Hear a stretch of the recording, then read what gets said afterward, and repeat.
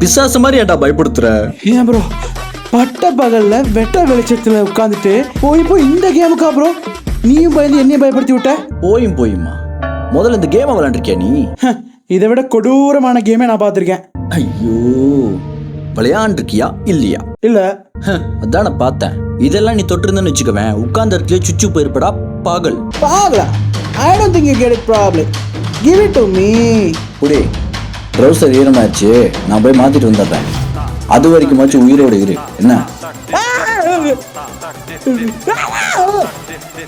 தம்பி, சேர் எதுவும் நான் அடிச்சிட்டீங்களா? இதுக்கு தாண்டா சொன்னேன், கேட்டியா? இந்த கண்டரவி எனக்கு பயமா தாண்டா இருக்கு, ஆனா முடியலையே, முடிக்கணுமே.